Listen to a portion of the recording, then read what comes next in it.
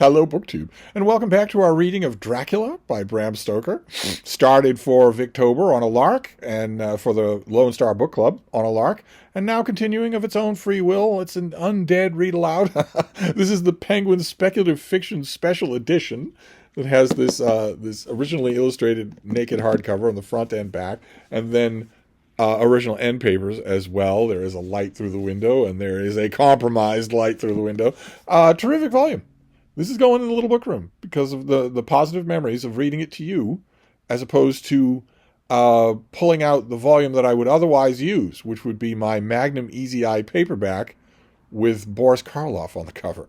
I'm not using that this time around. We are up to chapter 16, and our heroes are in the midst of a massive dilemma. Young Lucy Westendra wasted away and wasted away and wasted away, and despite blood transfusions from many healthy men, she eventually just died. Only Dr. Abraham Van Helsing has proven to the satisfaction of these young men, including her betrothed, that she's still moving around. She's going in and out of her tomb, and is almost certainly the blue fur lady who is terrorizing the neighborhood of Hampstead Heath. Dr. Van Helsing has a large task in front of him to get these young men to understand this, to get them to be open to the unbelievable. But that still leaves the question of what to do, even once he's convinced them. And that brings us to chapter 16, which continues Dr. Seward's diary. It was just a quarter before 12 o'clock when we got into the churchyard over the low wall.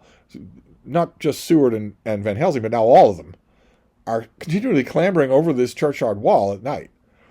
The night was dark, with occasional gleams of moonlight between the rents of the heavy clouds that scudded across the sky. We all kept somehow close together, with Van Helsing slightly in front as he led the way. When we had come close to the tomb, I looked well at Arthur, for I feared that the proximity to the place laden with so much sorrowful a memory would upset him, but he bore himself well. I took it that the very mystery of the proceeding was in some way counteracted to his grief. The professor unlocked the door, and seeing a natural hesitation among us for various reasons, solved the difficulty by entering first himself. The rest of us followed, and he closed the door. Notice, again, Bram Stoker, the theater addict, cannot leave doors alone. He has got to account for everybody coming in and off stage. He then lit a dark lantern and pointed to the coffin. Arthur stepped forward hesitatingly. Van Helsing said to me, "You were with me here yesterday. Was the body of Miss Lucy in that coffin?" It was. The professor turned to the rest, saying, "You hear. Yet there is one who does not believe with me." He took his screwdriver and again took off the lid of the coffin. Arthur looked on, very pale, but silent. When the lid was removed, he stepped forward. He evidently did not know that there was a leaden coffin, or at any rate had not thought of it. When he saw the rent in the lead, the blood rushed to his face for an instant, but as quickly it fell away again, so that he remained a ghastly whiteness. He was still silent. Van Helsing forced back the leaden flange, and we all looked in and recoiled. The coffin was empty. Lucy is coming and going.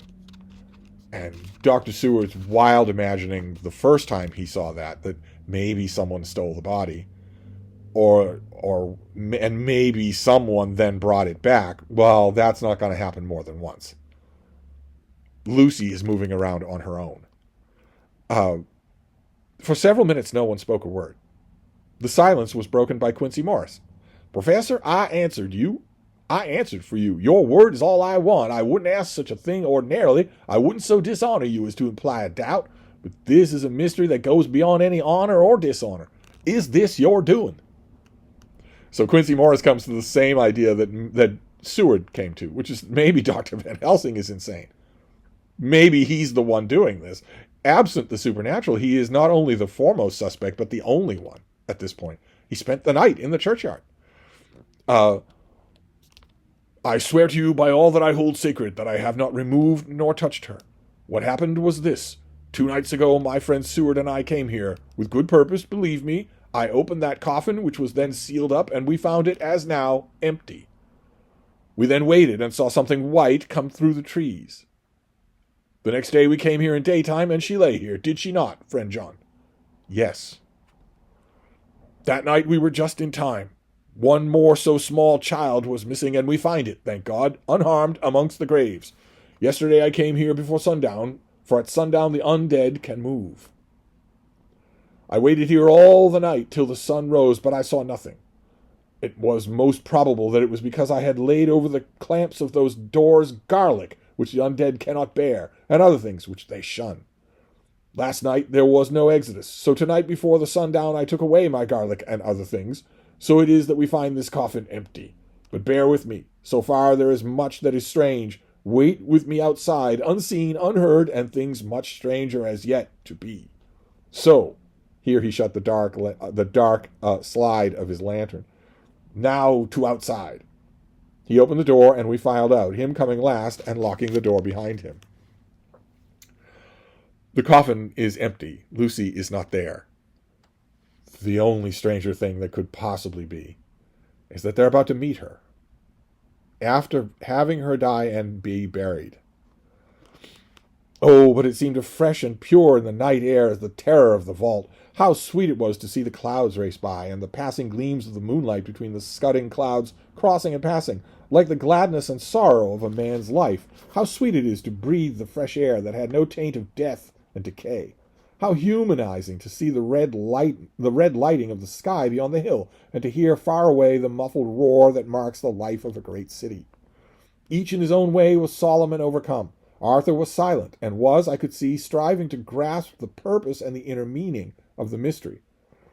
I was myself tolerably patient, and half inclined again to throw aside doubt and accept Van Helsing's conclusions. Quincey Morris was phlegmatic in the way of a man who accepts all things, and accepts them in the spirit of cool bravery, with hazard of all he has to stake. Not being able to smoke, he cut himself a good-sized plug of tobacco and began to chew. As to Van Helsing, he was employed in a definite way. First he took from his bag a mass of what looked like thin, wafer-like biscuit, which was carefully rolled up in a white napkin. Next he took out a double handful of the same whitish stuff, like dough or putty. He crumbled the wafer up fine and worked into the mass between his hands. This he then took, and rolling it into thin strips, began to lay them into the crevices between the door and its settings in the tomb. I was somewhat puzzled at this, and being close, asked him what it was and what he was doing. Arthur and Quincey drew near also, as they too were curious. He answered, "I am closing the tomb, that the undead may not enter." "And is that stuff you have put there going to do it?" said Quincey. "Great Scott, is this a game?" "It is." "What is it that you are using?" This time the question was by Arthur.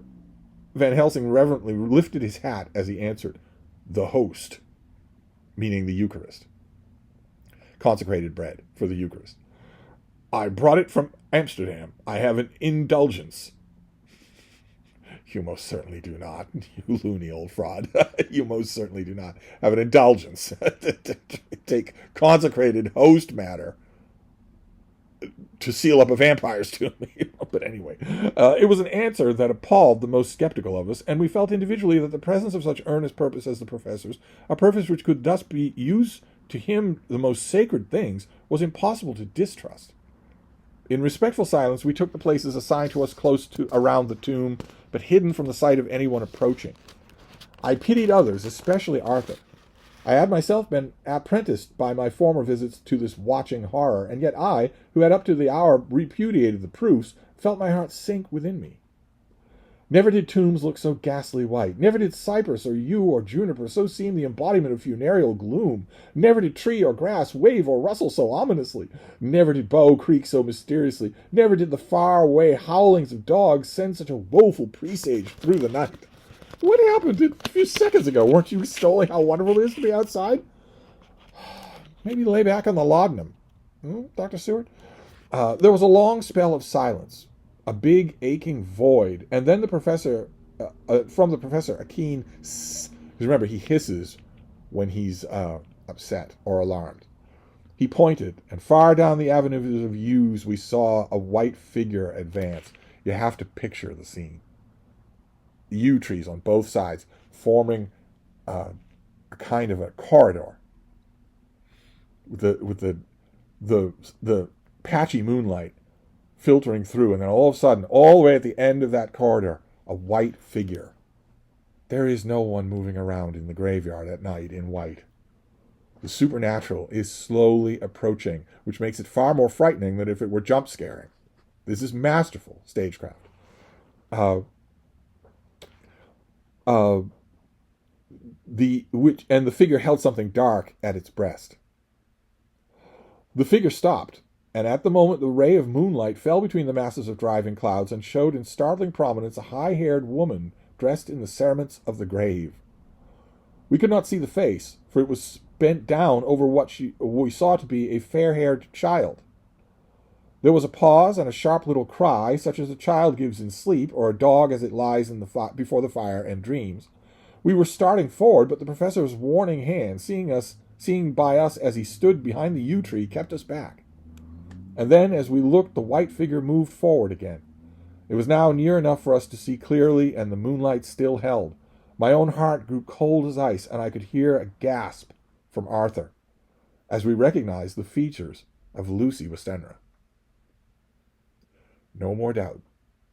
No more theories. Someone taking the body, someone putting the body back. No more anything. They see her. She's walking towards them in the night in the graveyard. Lucy Westenra, but how changed. The sweetness was turned to adamantine, heartless cruelty, and the purity to voluptuous wantonness. Van Helsing stepped out, and, obedient to his gesture, we all advanced too. The four of us ranged in a line before the door of the tomb. Van Helsing raised his lantern and drew the slide, but by the concentrated light that fell on Lucy's face, we could see that the lips were crimson with flesh blood, and that the stream had trickled down over her chin and stained the purity of her lawn death robe. We shuddered with horror. I could see by the tremulous light that even Van Helsing's iron nerve had failed. Arthur was next to me, and if I had not seized his arm and held him up, he would have fallen. When Lucy, I called the thing that was before us Lucy because it bore her shape, saw us, she drew back with an angry snarl, such as a cat gives when taken unawares. Then her eyes ranged over us. Lucy's eyes in form and color, but Lucy's eyes unclean and full of hellfire instead of the pure, gentle orbs we knew. At that moment, the remnant of my love passed into hate and loathing. Had she then to be killed, I could have done it with savage delight. As she looked, her eyes blazed with unholy light, and the face became wreathed with a voluptuous smile. Oh, God, how it made me shudder to see it. With a careless motion, she flung to the ground, callous as a devil, the child that up till now she had clutched strenuously to her breast, growling over it as a dog growls over a bone. The child gave a sharp cry and lay there moaning. There was a cold-bloodedness in the act which wrung a groan from Arthur. When she advanced to him with outstretched arms and a wanton smile, he fell back and hid his face in his hands. This was to be his wife. They would have little children of their own. And it's not just that she's dead. It's worse than that. Van Helsing was right all those months ago, all those chapters ago. He was right. This is worse than Lucy being dead. And just imagine what this scene would have done to those original Victorian readers. Good Lord, there's nothing like this in the history of literature. She still advanced, and however, with a languorous, voluptuous grace, said, "Come to me, Arthur. Leave these others and come to me. My arms are hungry for you. Come, and we can rest together. Come, my husband, come." There was something diabolically sweet in her tone, something of the tingling of glass when struck, which rang through the brains of every one who heard the words addressed to another. As for Arthur, he seemed under a spell. Moving his hands from his face, he opened wide his arms. She was leaping for them when Van Helsing sprang forward and held between them his little golden crucifix. She recoiled from it, and with a suddenly distorted face full of rage, dashed past him as if to enter the tomb. When within a foot or two of the door, however, she stopped, as if arrested by some irresistible force. Then she turned, and her face was shown in the clear burst of moonlight and by the lamp, which now had no quiver from Van Helsing's iron nerves. Never did I see such a baffled malice on a face, and never, I trust, shall I ever again be seen by mortal eyes. The beautiful color became livid, the eyes seemed to throw out sparks of hellfire, the brows, which were wrinkled as though with folds of flesh, were the coils of Medusa's snakes, and the lovely blood-stained mouth grew to an open square, as in the passion mask of the Greeks and Japanese. If ever a face meant death, if looks could kill, we saw it at that moment. And so, for a full half-minute, which seemed an eternity, she remained between the lifted crucifix and the sacred closing of her means of entry. Van Helsing broke the silence by asking Arthur, "Answer me, O my friend. Am I to proceed with my work?" Arthur threw himself on his knees and hid his face in his hands as he answered, "Do as you will, my friend, do as you will. There can be no horror like this ever any more."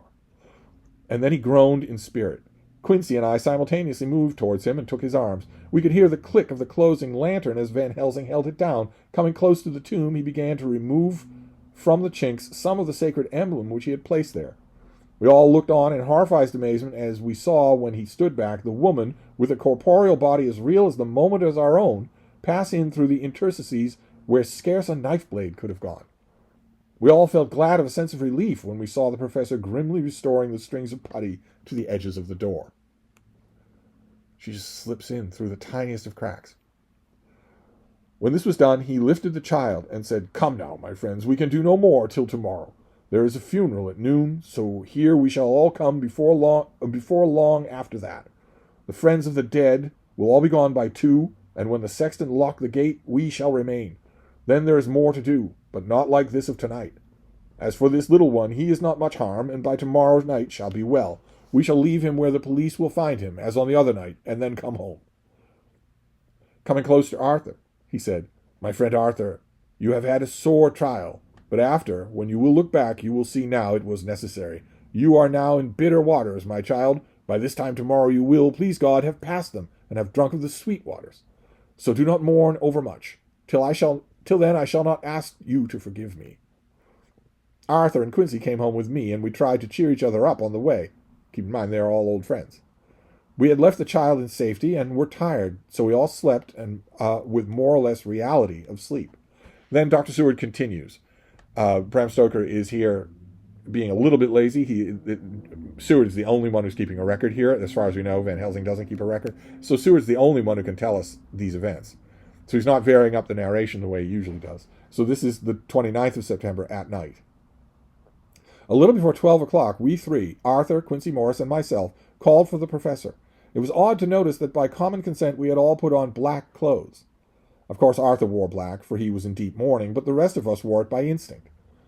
We got to the churchyard by 1:30 and strolled about, keeping out of official observation, so that when the gravediggers had completed their task and the sexton, under the belief that everyone had gone, had locked the gate, we had the place all to ourselves. 2 little children having been found by a policeman on the same path, in the same graveyard, at the same time, in the same way? Seems hard to believe there wouldn't be a cop in the graveyard during this funeral proceeding, just waiting, assuming that someone is going to do this. But no, they have the place to themselves. Only not quite. Van Helsing, instead of his little black bag, had with him a long leather one, something like a cricketing bag. It was manifestly of fair weight.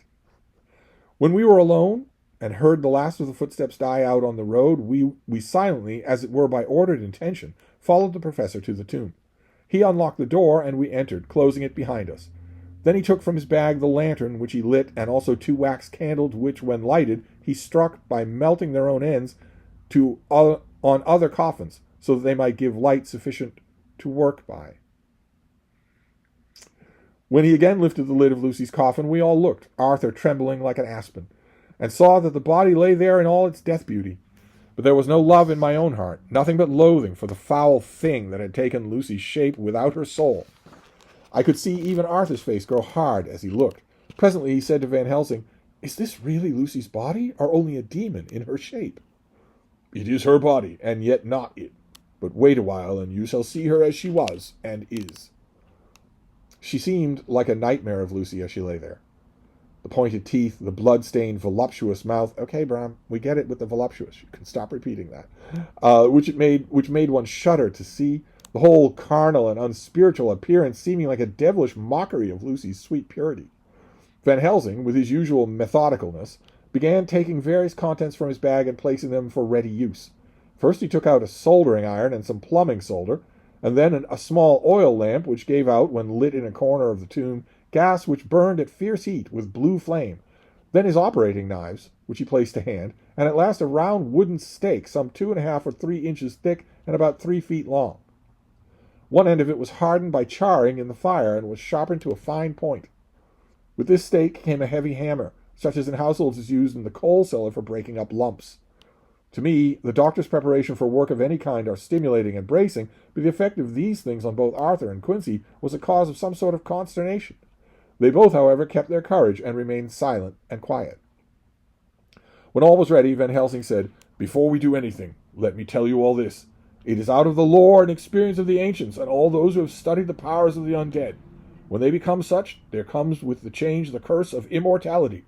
They cannot die, but must go on age after age, adding new victims and multiplying the evils of the world. For all that die from the prey of the undead become themselves undead, and prey on their kind. And so the circle goes on ever widening, like as the ripples from a stone thrown in the water. Friend Arthur, if you had met that kiss which you know of before Lucy died again, or last night when you opened your arms to her, you would in time, when you had died, become Nosferatu. They call it in Eastern Europe, and would all time make more of these undead so that they'd fill us with horror. The career of this so unhappy dear lady is just but begun. Those children whose blood she suck are as not so much the worse, but if she live on, undead, more and more they will lose their blood, and by her power over them they come to her, and so she draw their blood with that so wicked mouth. But if she die in truth, then all cease. The tiny wounds of the throat disappear, they go back to their plays, unknowing even of what has been. But of the most blessed of us all, when this now undead be made to rest is true dead, then the soul of the poor lady whom we love shall again be free. Instead of working wickedness by night and growing more debased in the assimilation of it by day, she shall take her place with the other angels. So that, my friend, it will be a blessed hand for her that shall strike the blow that sets her free. To this I am willing, but is there none amongst us who has better right? Will it be no joy to think of hereafter in the silence of the night, when sleep is not, quote, "It was my hand that sent her to the stars. It was the hand of him that loved her best, the hand of all she would have chosen herself, had it been hers to choose? Tell me, is there such a one amongst us?" Van Helsing is saying that it should be her beloved, it should be Arthur who does this thing. He has a kind of poetic point, but good God, man. Also, that business about everyone who is attacked by the undead becomes the undead, and so they expand their circle ever widens. Dracula has made it pretty clear that he remembers the wars against the Turks centuries ago, personally. So why isn't the world covered in vampires? But anyway, we all looked at Arthur. No doubt, yes. The professor has just invited him to cut his beloved's head off. He saw, too, what we all did, the infinite kindness which suggested that it should be by his hand that should restore Lucy to us as a holy and not an unholy memory. He stepped forward and said bravely, though his hand trembled and his face was as pale as snow, "My friend, my true friend, from the bottom of my heart I thank you. Tell me what I am to do, and I shall not falter." Van Helsing laid a hand on his shoulder and said, "Brave lad, a moment's courage, and it is done. This stake must be driven through her. It will be a fearful ordeal. Be not deceived in that. But it will be only a short time, and you will then rejoice more than your pain was great. For this grim tomb you will emerge as though you tread on air. But you must not falter once you have begun. Only think that we, your true friends, are round you, and that we pray for you all the time." "Go on," said Arthur hoarsely. "Tell me what I am to do." "Take this stake in your left hand, ready to place the point over the heart, and the hammer in your right. Then when we begin our prayer for the dead, I shall read him, I have here the book, and the others shall follow. Strike in God's name, so that all may be well with the dead that we love, and that the undead pass away." Arthur took the stake and hammer, and when once his mind was set on action, his hands never trembled, nor even quivered. Van Helsing opened his missal and began to read, and Quincy and I followed as well we could. Arthur placed the point over the heart, and as I looked, I could see its dint in the white flesh. Then he struck with all his might. The thing in the coffin writhed. A hideous, blood-curdling screech came from the opened red lips. The body shook and quivered and twisted in wild contortion. The sharp white teeth champed together till the lips were cut, and the mouth was smeared with crimson foam. But Arthur never faltered. He looked like a figure of Thor as his untrembling arm rose and fell, driving deeper and deeper the mercy-bearing stake, while the blood from the pierced heart welled up and spurted around it. A far more effective image than the hysterical one that Francis Ford Coppola gives us in this moment, I might add.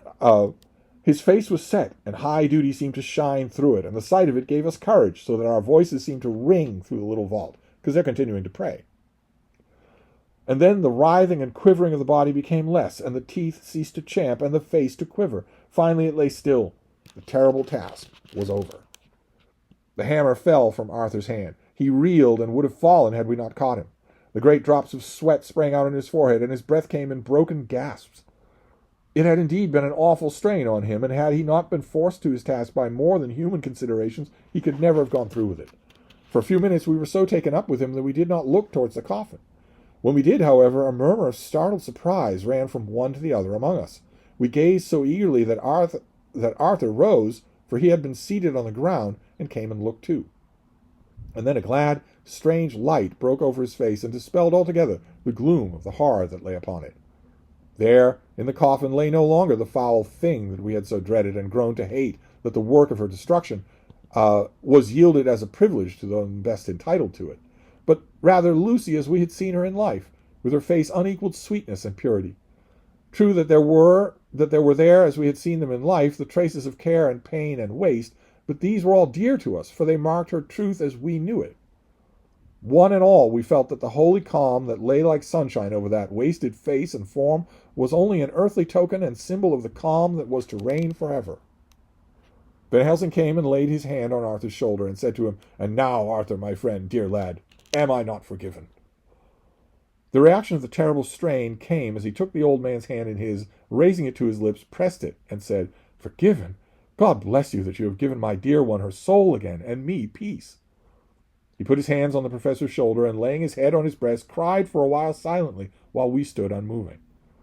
Then he raised his head, and Van Helsing said to him, "And now, my child, you may kiss her. Kiss her dead lips, if you will, as she would have to you, if for her to choose.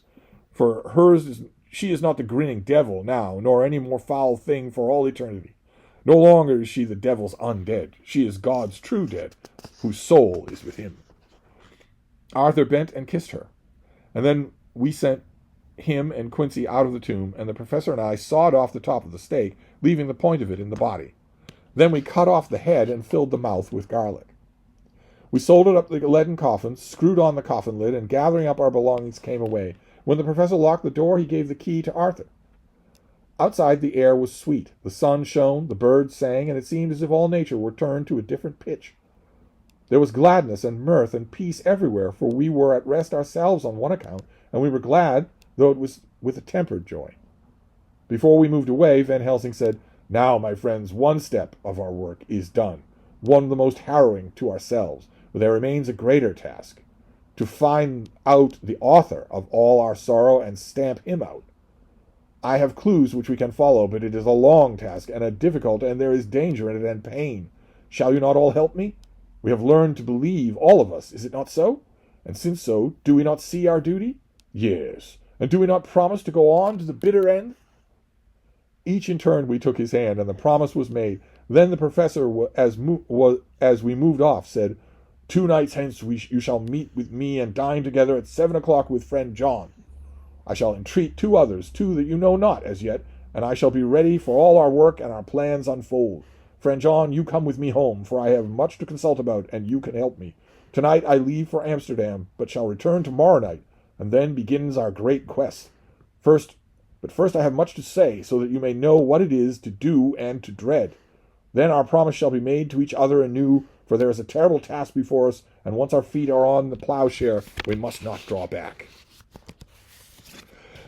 So there we have it. A terrific ending to a horrifying chapter. Lucy has at last now been destroyed. The undead Lucy, the vampire Lucy, has been destroyed. But it's just a prelude, because the thing that made her that way is now loose in England. Van Helsing has an idea of how to defeat that thing, and he now has a band of handsome young men. He has a band of young men who they have all been bound now in the utmost adventure, in the utmost horror. And there's one more. We will finally get our whole cast together as Van Helsing explains what it is that they are fighting, although he's pretty much explained it already with the rules of the undead. So we are now, pretty much at the halfway point of this book, and all is becoming clear. and changing from a book in which all the pieces of the mystery are put together to a book in which an evil is defeated. So we will press on next time, and I will see you then. Thank you, BookTube.